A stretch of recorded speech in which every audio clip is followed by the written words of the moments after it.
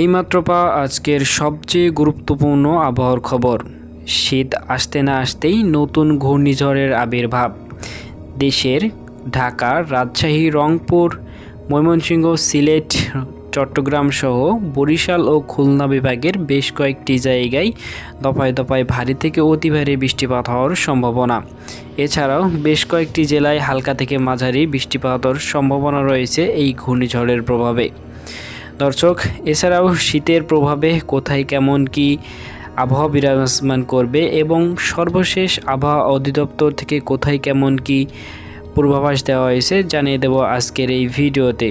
দর্শক, কে কোন জেলা থেকে দেখছেন অবশ্যই আমাদের কমেন্টে জানিয়ে দিন এবং আবহাওয়ার খবর সঠিক সময়ে সবার আগে পেতে অবশ্যই আমাদের ইউটিউব চ্যানেলটিকে সাবস্ক্রাইব করে রাখুন।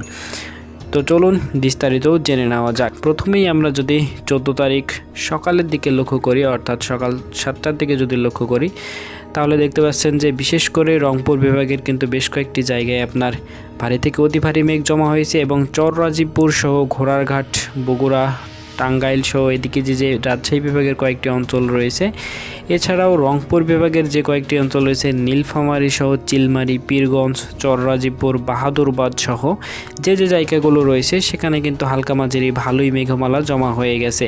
অর্থাৎ বলা যাচ্ছে যে আপনার এই কয়েকটি জায়গায় হালকা মাঝারি মেঘ থাকবে এবং আকস্মিক বৃষ্টিও হতে পারে, আবার মেঘ কেটে যেতেও পারে। তারপর আমরা যদি ময়মনসিংহ সিলেট বিভাগের মাঝামাঝি যে জায়গাটি দেখছি সেখানে যদি আমরা কিছুটা লক্ষ্য করি, এখানে যে দেখতে পাচ্ছেন ফেনারবাগ সহ যে জগন্নাথপুর রয়েছে, বানিয়াচং সহ যে কেন্দুয়া রয়েছে, নেত্রকোনা সহ যে জেলা উপজেলা রয়েছে, বাগমারা সহ এখানে কিন্তু আপনার হালকা মাঝারি মেঘমালা জমায়ে হয়েছে। অর্থাৎ বলা যাচ্ছে যে আপনার সিলেট ও ময়মনসিংহ বিভাগের যে মাঝামাঝি অঞ্চলটি রয়েছে সেখানে কিন্তু হালকা ভারী মেঘ জমা হয়ে যাবে।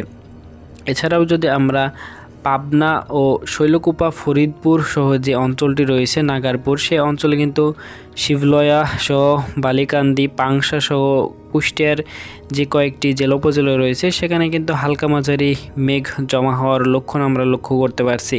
এছাড়া মেহেরপুর সহ যশোরের কিছু কিছু জায়গায় তেমন আবহাওয়া সকালের দিকে বিরাজমান করবে না। দর্শক, আমরা যে ঘূর্ণিঝড়ের পূর্বাভাসটি আবহাওয়া অধিদপ্তর থেকে পেয়েছি সেটি আপনাদের এক নজরে বলে রাখি। এর মধ্যেই আমাদের আবহাওয়া অধিদপ্তর থেকে সর্বশেষ যে তথ্যটি আমরা পেয়েছি, এটি আগামী সপ্তাহের রবি থেকে সোমবারের মধ্যে কিন্তু নতুন ঘূর্ণিঝড়টি নিম্নচাপ বাংলাদেশে সৃষ্টি করতে পারে।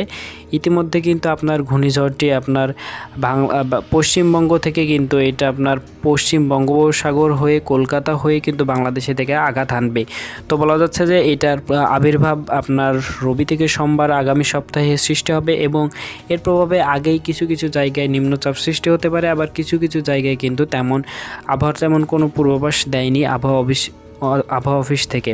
তো এই মুহূর্তে দেখতে পাচ্ছেন যে চট্টগ্রামে কিন্তু সকাল থেকে আপনার তেমন কোনো মেঘমালা বিরাজমান করবে না, কিন্তু আপনার যদি আমরা সকাল 9টার দিকে দেখি আকাশ তেমন পরিষ্কার থাকবে।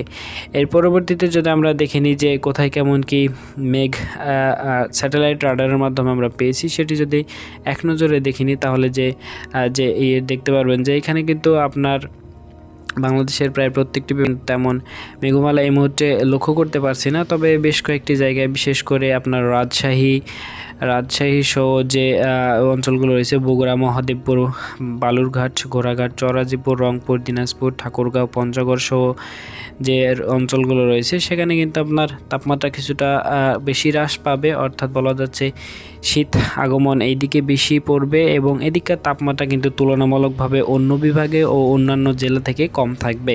বিশেষ করে সিলেট, ময়মনসিংহ, রাজশাহী ও রংপুর বিভাগে কিন্তু প্রায় প্রত্যেকটি জেলায় কিন্তু তাপমাত্রা নিচে নেমে যাবে।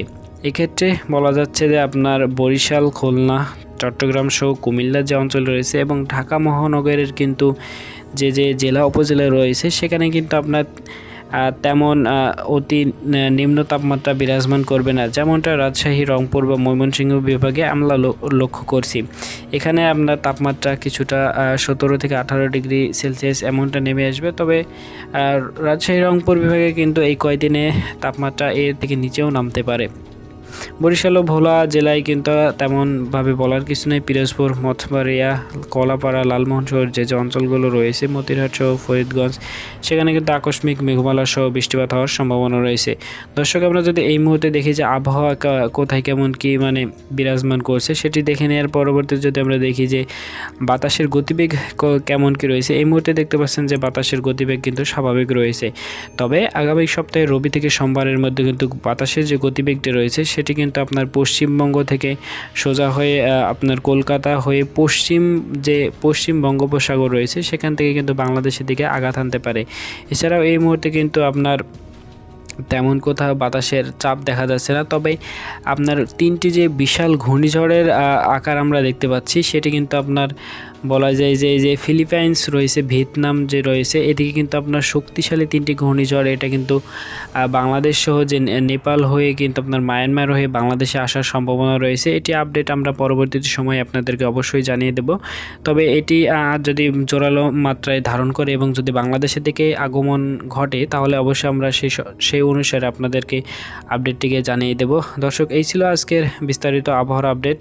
প্রতিনিয়ত আবহাওয়ার আপডেট পেতে অবশ্যই আমাদের চ্যানেলটি সাবস্ক্রাইব করে রাখবেন এবং ভিডিও যদি ভালো লাগে অবশ্যই তাহলে একটি লাইক করবেন। ধন্যবাদ।